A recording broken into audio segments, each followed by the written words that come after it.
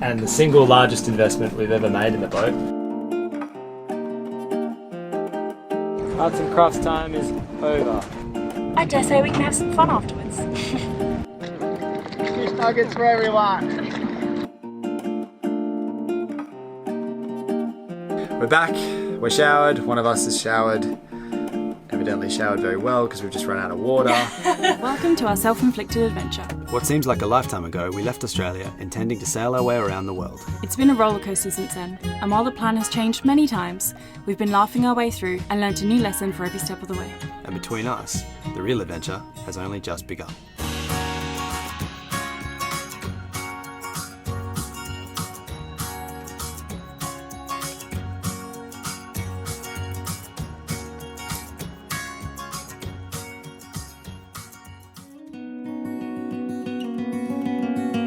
So yesterday we got a message from a couple who we'd met out here called Katie and Chris saying, hey, we've just upgraded our chart plotter and radar combo. They've just bought a new boat. They're doing lots of upgrades. I said, we have our old ones are just sitting around here. Would you like them?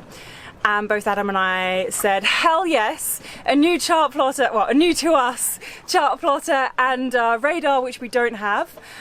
We jumped at the chance. So it was so generous of them to give us, or like donate to our journey. They said, no, it's a donation to your journey. And so we are going to go around to the next bay where they are and pick that up.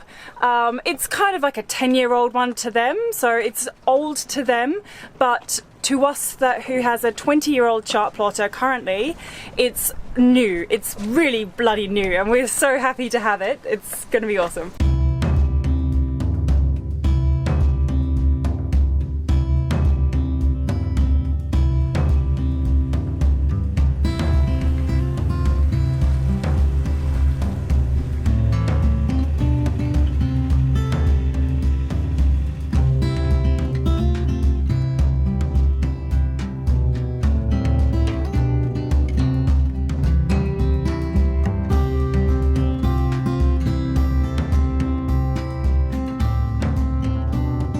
Okay, well, we're back in Marigot.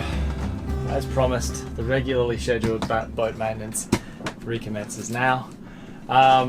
We have a few things on the go, the largest of which is my new favourite thing and the single largest investment we've ever made in the boat, and I suspect forevermore will be the largest investment we've made in the boat. New Hydrovane. We finally got one. We've talked about it for a long time. And basically since we decided we wanted one, we've started like putting a little bit of money away here and there, and it's finally here. It's finally here with us. It's been with us for maybe a week, just sort of in the V-berth. It's time to open it up. We've just been to see a fabricator just to sort of figure out who can do the job and what we need to do and all of that. And it's time to open up the box and see what we're dealing with. Start to plan the job. Also, I need this cardboard to make up sort of a mock-up stencil of what we're going to have fabricated for the back of the boat, which I'll explain in a minute. So yeah, time to crack it open and see what we got. The head unit, I think that's the head unit. Have a look inside. Look at the hefty packaging. It's got a timber spacer screwed in. Oh, there you go. It's just screwed in each side to the cardboard. Wow, they did not want that getting broken. I think that's the H bracket, so that's like the top bracket that is going to sit like at sort of just below deck level and have the main post go down there. Wow, so hefty. Good weight, isn't it? So this must be the control head, or it's definitely the control head, so it's got like spots for the mount and the actual counterbalance and well, everything, all of it. Yeah, this is really the beating heart of it. Pick the right box to open first go. What I'm going to do, I don't actually need this part of it until all the brackets on the boat are done. And I do want to keep it safe, so I'm not going to mess with this box too much more. I'm just going to check that everything's here, which it seems to be, and then we'll leave it as it is. And we're just looking mainly for the brackets at this point. So good time to interject. When we actually ordered this, we had to provide measurements from the back of our boat, the stern of our boat, to make sure that we got the right parts. There are plenty of parts that you can put on to make it fit to each and every various boat that is out there. And thankfully the guys at Hydrovane were like super helpful. We gave them all the measurements that we needed and they said, these are the things that you need. And then a few weeks later, we got everything shipped and 5 boxes arrived. Fairly heavy boxes, but they all obviously consist of various things. So we got a nice little email as well from Hydrovane saying your new crew member is on its way. Pick them up, and as we mentioned, they've all been sitting in the V-berth for now. Alright, time to flick back to Adam on more unboxing. And cardboard. This is going to be perfect cardboard for making up a model. Okay, so that looks like the main shaft. Crikey, that's got some weight in it.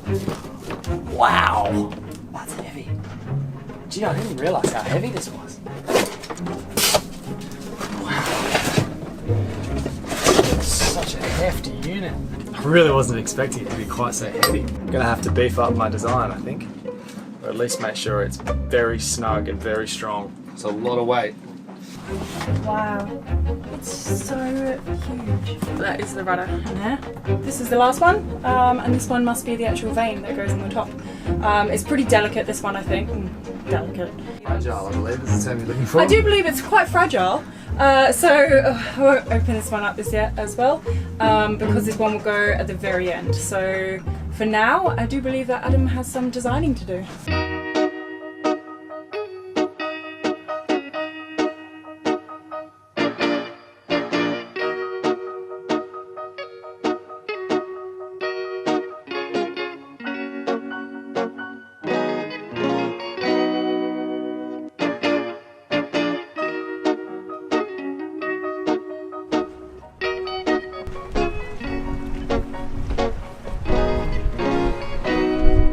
Okay, arts and crafts time is over. So that's the concept. It's got sort of a cantilevered 1/4 inch stainless steel plate slash beam thing. It's going to use the 4 bolts that hold on that big horn cleat, and it's going to piggyback off the lower backstay chain plate bolt for lower support. I think that will be perfectly adequate to hold the H bracket in the top end, and then the A-frame from underneath should pick up any slack. So we've just, as you can see, we've made we've done all the measurements, and then we made sort of a mock-up concept out of cardboard and gaffer tape, and we'll take that off to the fabricator tomorrow, and he'll tack something together. Probably take him a day or two. Then we'll size up the real thing on the boat, and hopefully it's much the same as the cardboard. And when everything's good, he'll do the proper welds, clean it all up, and we will install this. Then we can put the top H bracket on, and then we get a bit of 2-inch PVC pipe, create sort of a placeholder for the shaft. Then we can do the A-frame brackets on the bottom next, and then we're ready to just install it. That's really the bulk of the work. So it's out of our hands kind of from this point on until it's time to do the A-frame at the bottom. But that's a bit more of a case of making up making a bit of a pad that sort of matches the taper of the hull, and then 2 bolts and a backing plate, and we're done. Oh, I just hope everything's square and it's done well, and it's going to be a process. I shouldn't think like that. Whatever happens now, something's going to change, something's going to be not quite right. That's just how these things go. Pretty happy with the model. I think it looks good.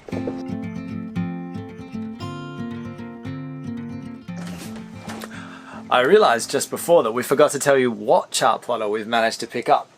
So, here it is. Wait.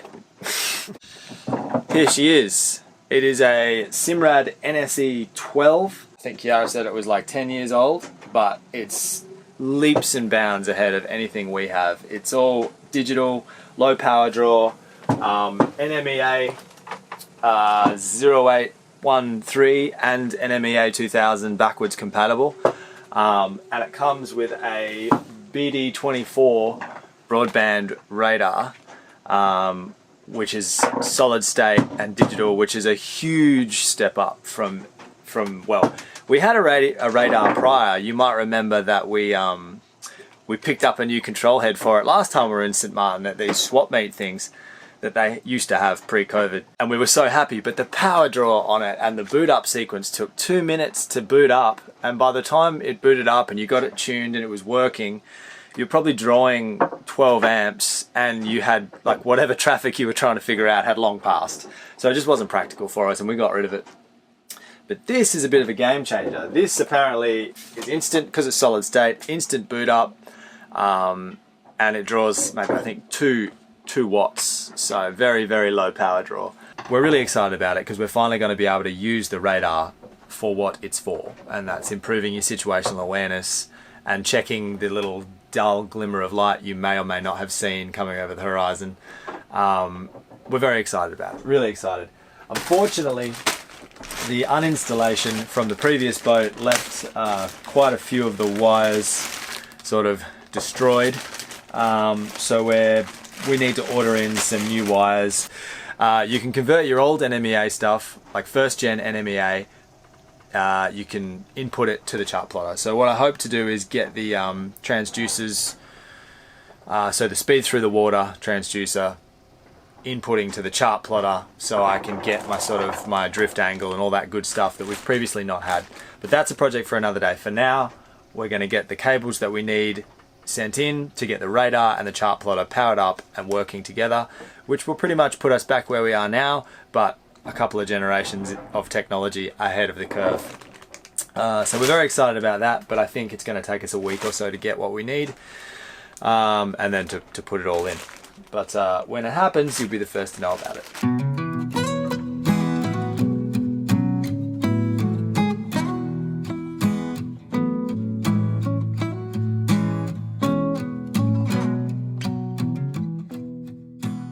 So status report. It's now Sunday, so all the shops are closed. It's a beautiful day actually. And we are waiting for our Hydrovane bracket to come back from the fabricator. That won't happen until next week, Tuesday. Our chart plotter cables they'll be in the post on Monday. And we once again are waiting on them. We don't have any more PVC acrylic for the side of the V-berth, so we can't do that one again until the shops are open on Monday. All that is pretty much left is varnishing at this stage, which is, I like varnishing, so I'm not displeased with this, but it's about 8 o'clock in the morning and this will take me a few hours. I dare say we can have some fun afterwards.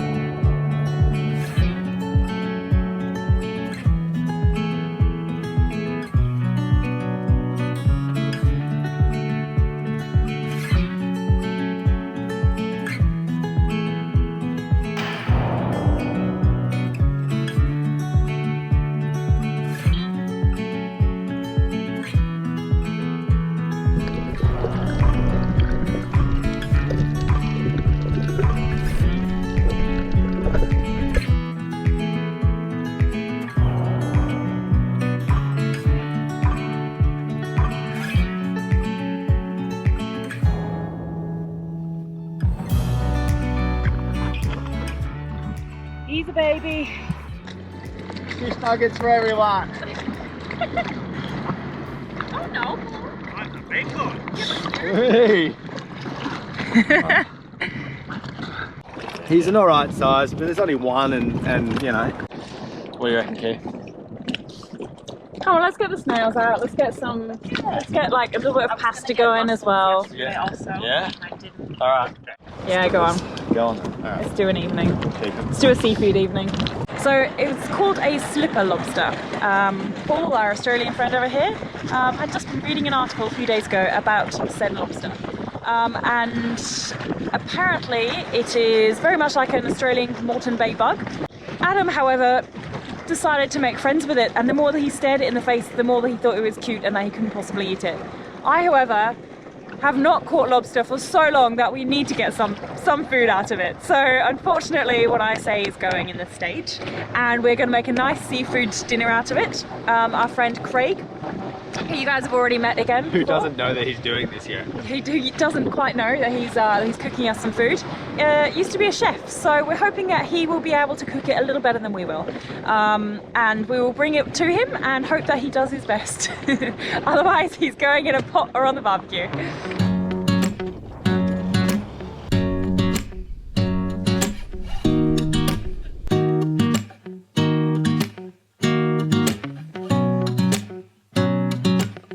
Okay, we're back, we're showered, one of us is showered, evidently showered very well because we've just run out of water. Whoops. It's not me, by the way.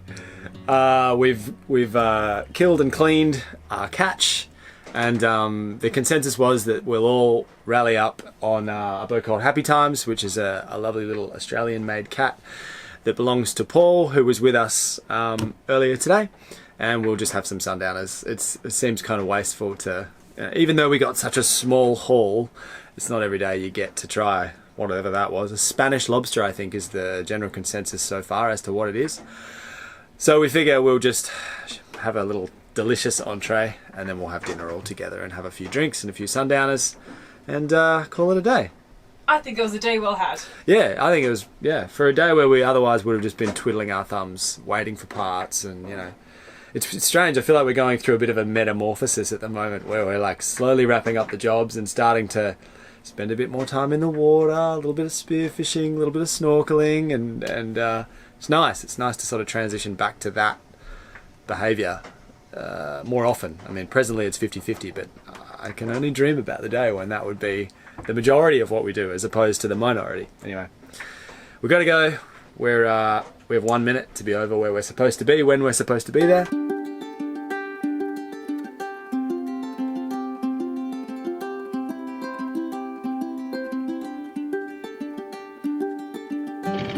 Change of plans, Craig started a risotto, so now we're all going over to Adriana instead. But that's Happy Times.